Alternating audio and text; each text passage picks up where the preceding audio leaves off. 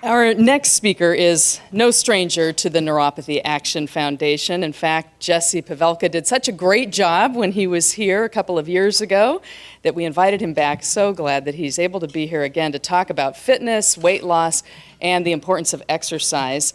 You know Jessie, of course, is a U.S. fitness expert, TV host, and former lead trainer on NBC's The Biggest Loser.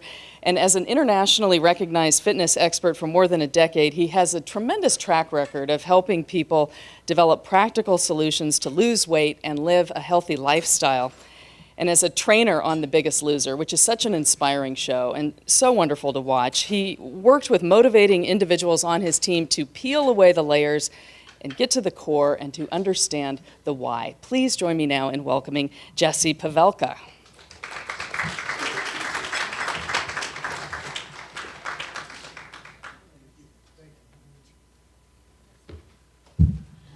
All right, how's everybody doing? It's post-lunch, so I would imagine some people might have a little bit of food coma. I would have you jump around and exercise, but we'll keep it simple. Siesta, yeah. A nap would be nice too, wouldn't it? I speak Spanish, you know. Yeah, you can't get away with anything here. Last time I was here, it was 2 years ago, and someone actually asked me out on a date, but I haven't gotten a call, I haven't gotten an email. This is really upsetting, so I'm hoping I run back into you today. So my name's Jessie Pavelka, and I am a trainer. I help people lose weight, feel good. I've been doing it for almost 15 years now, and it's a huge part of my life. You know, when I started out in a small gym in Texas, and it was all about like the vanity side of fitness, right? It was like the last 10 pounds, how to get fit for summer, look good. And I actually didn't really like it. I didn't enjoy it. And instead of quitting completely and doing something totally different, I decided to challenge myself a little bit more. I decided to specialize in extreme weight loss. And I teamed up with a gastric bypass physician, and he would refer his patients to me pre and post-op. And I had no idea what I was walking into when I said I was going to specialize. I knew what weight loss was about. I took some courses. I got some information. But whenever I started out in a small wellness center in Palm Desert when I started to specialize. And I remember my first day. I was walking up these stairs. I had my nice trainer outfit on. Like the trainer suit is like, if you're dressy, you're wearing like a polo shirt tucked into shorts. So that's about it. So I remember I was walking up the stairs to this focus group, and I wanted to learn, right? I wanted to listen. So I went into this group. I went in. They had this chair off to the side for me, and everybody was standing, but there was a horseshoe of chairs, right? So everybody could see each other, and everybody was standing up. They were talking. They were embracing each other. Every one of those people needed to lose over 100 pounds to get to a place where they felt good, right? To where they felt like they could engage in life. But you didn't really pay attention to that. You saw people. You saw people that were connecting, that were trying to find solutions, that were offering solutions to one another, sharing their story. They were in vulnerable positions, and it was a beautiful thing to me. I went up there and I listened. I just sat in the corner, and I think listening is probably the most powerful thing we can do outside of breathing. I sat there and I listened, and what I heard was, we are all the same. It doesn't matter who you are, what you've been through. We all want to feel good, right? I think that's the ultimate goal, is to feel good. And what happened on that day was I fell in love. I fell in love with a purpose. I got to work with people that really needed it, but I also got to be of service. And I also saw a lot of my own issues. While they needed to lose weight, I saw a lot of my own issues in them. I saw a lot of similarities. And so while I was helping them lose weight, they were helping me stay accountable. Accountability to my own life. And it was that kind of give and take. And it was a beautiful thing. Now, ever since then, I've been able to work on some pretty incredible platforms. I've been able to work in TV, it's exciting. It's crazy as hell, but it's exciting. I started out on a show called Diet Tribe, and I want to go through each of these experiences and tell you what I learned. So Diet Tribe was about 5 different individuals. Now, the 5 different individuals were all friends, right? They were friends. However, their friendship had led them to the bar. It had led them to places where they would talk bad about their husbands, but that never happens, does it? So what it was basically 5 friends that were pulling each other down, right? They were using their friendship as a reason to kind of escape everything that they needed to change, right? To talk bad about the people in their lives, to not work out or not focus on being healthy, but just find an excuse to shut off. So what I did was I came into their life and I injected diet and exercise, but also on top of that, because there's 5 people involved, I got to see the power of connection. And how that person to our right and that person to our left, they play a big part in our day-to-day life and how we show up for ourselves. So what I learned from that experience was connection and the people in our lives and how we need to reach out and how we need to be of service, right? The importance of being of service to one another. And it was a really great experience. You know, I worked with them for 3 months. We did 2 seasons of that show, but I really got to see the power of connection. Now, the next show that I worked on was one in the UK, and it was called A Year to Save My Life. Now, A Year to Save My Life was exactly that. I was working with people that were upwards of 650 pounds, okay? Now, these guys were just trying to get out the front door.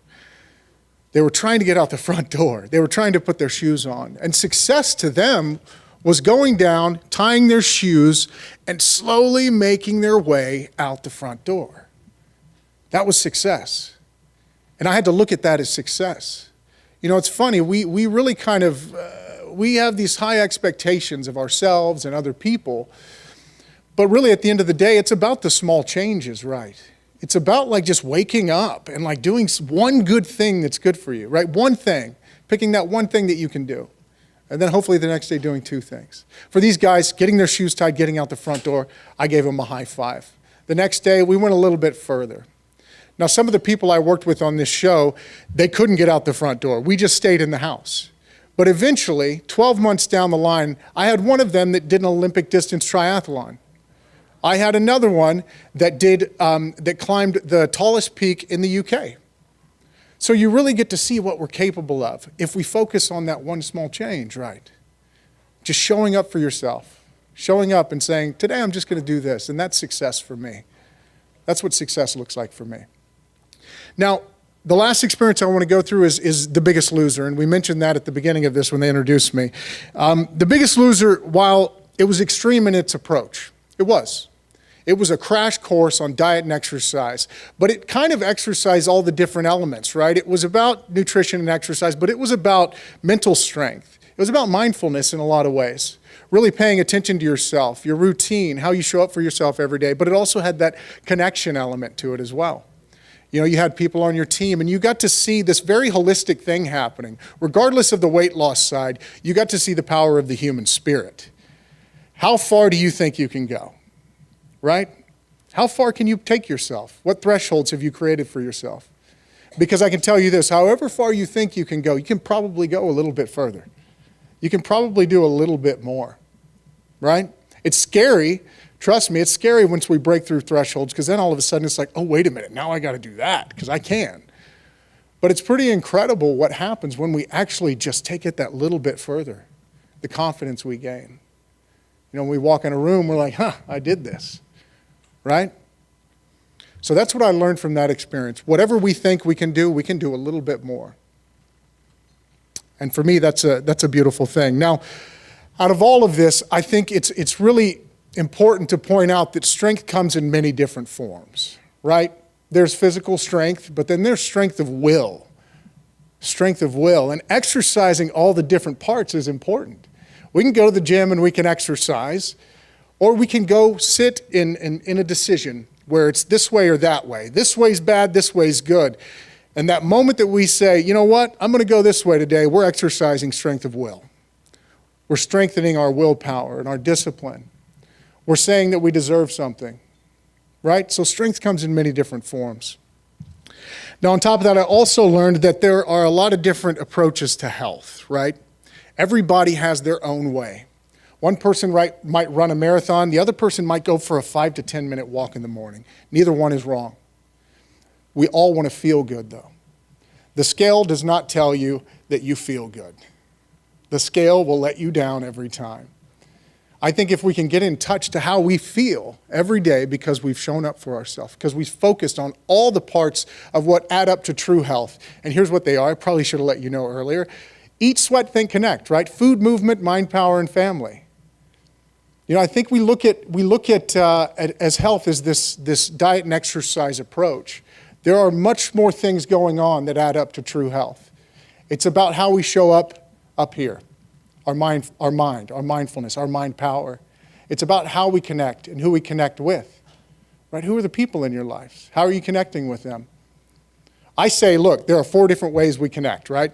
When we're taking care of ourselves and we're showing up, we're connecting with ourselves. Once we've connected with ourselves and we've shown up for ourselves, we can connect with another person and we can help them. We can show them how we do it. At that point, we can also connect with a larger group, kind of like we are today. And we can have a huge impact. And I think at the end of it all, the most important connection is the one that we have to something greater than us. And I'm not saying religion.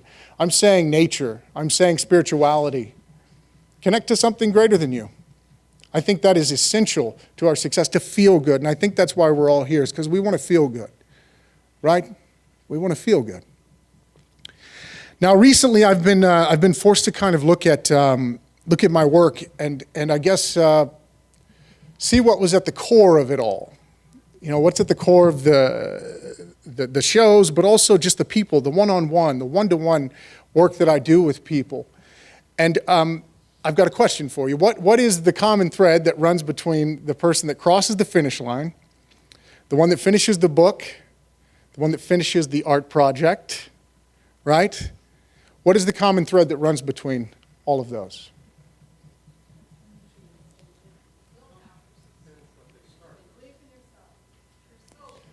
I think someone said inspiration. I think I heard it somewhere. It's inspiration. Willpower is another part of it, but I think if you go even deeper and you think about it, it's inspiration, right? That's exciting, but I think what happens is, as kids, we look up to heroes that can fly, that can break through walls, and we're like, I'm going to do that one day, and then we're like let down when we get older. Then we get older, and it's like we look up to these big achievements, right? We say, you know, if I do this ultra marathon, I'm an inspiration. If I do this, I'm an inspiration. Inspiration comes in many different forms. It's that thing that pushes you. You know, motivation is the push. Inspiration is the pull, right? It's almost like a magnet. It's your purpose. It is your why. And it comes in many different forms. Now, at the core of inspiration is vulnerability, okay? And vulnerability is a scary thing for a lot of people. I think vulnerability shows weakness. People think vulnerability shows weakness, but vulnerability shows strength. And the way that inspiration and vulnerability work is this. You can't be inspired or become an inspiration unless you're in a vulnerable place. That's kind of exciting, isn't it?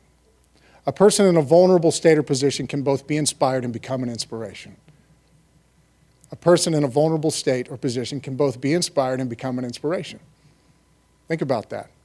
Now, I want to share a story with you because I think we learn best from our that kind of had a huge impact on my life. And I think it really breaks down and explains what I'm talking about here. It's a story about my son. And my son had a heck of a year last year. His parents separated. He moved cities, he moved schools, and it was tough. And I would look at him and, you know, for a kid, you can't really process these changes. It's like, what the heck is going on? Mom and dad are crazy right now. And I would look at him and he'd kind of just be looking out the window when we'd drive to school. He would be, you know, you could tell he was processing this whole thing. But the hard part was when I would get him to school. I would take him to school, I'd grab his hand and everything would kind of be all right. We'd walk to the door of his classroom and I'd lean down, I'd give him a hug and he would grip onto me and he would just scream and cry. And it was really tough. And it kept going for weeks and weeks and it never changed. I was thinking, okay, he's gonna stop. He's gonna stop today. Today he's gonna like change, something's gonna happen. Nothing stopped. He had a tough time. Now, I tried things like putting Michael Jackson on the way to school. He loved Michael Jackson. That didn't work. Unfortunately, nothing worked. And we were at the point where we were going to get a therapist involved. We were going to have someone sit down with him. Me and my ex were going to talk, and that was going to be the solution. But before that happened, you know, we had our normal routine. It was a normal day. I'm kind of setting myself up for that heartbreaking moment. He eats his breakfast, he gets in the car, we got Michael Jackson going, doing our thing. We pull up to school, And this is the thing that I would tell him every time whenever we got to the classroom and say, look, your mom and dad, we love you. You're safe, you're taken care of. I'm going to see you after school. That was what I would always tell him. I just gave him that consistency. Same thing. I get to the door, I kneel down, and I say, listen, Rowan, your mom and dad, we love you. You're safe, you're taken care of. I'll see you after school. This is the part where we would hug, and he would break down. So we hug. All of a sudden, he lets go. I'm like, wait a minute, you're supposed to freak out right there. He walks in the door. He's sitting right in the kind of the threshold of the door. He takes a deep breath in. I see his shoulders raise. And he walks really slowly, where all of the kind of like monsters are, right? He walks really slowly and he sits down. And he looks at me and he waves. And I am like falling apart at this moment because I'm like, this is not the norm right here. You're supposed to freak out. It was a really important moment for me, though, because it reminded me that inspiration is all around us. It's in the little people in our lives, the ones we take to school, right? It's the ones that we say goodnight to, wake up next to, the ones we sit next to at work, that we pass on the streets, right? In that moment, my son was my inspiration. And I think it's important for us to find inspiration in the unremarkable, in those little tiny moments, through little tiny actions. Find that inspiration to keep you going, right? Inspiration's it's a lot like love. You have to be open enough to receive it. And I think we all have the ability to both be inspired and love. Thank you guys very much.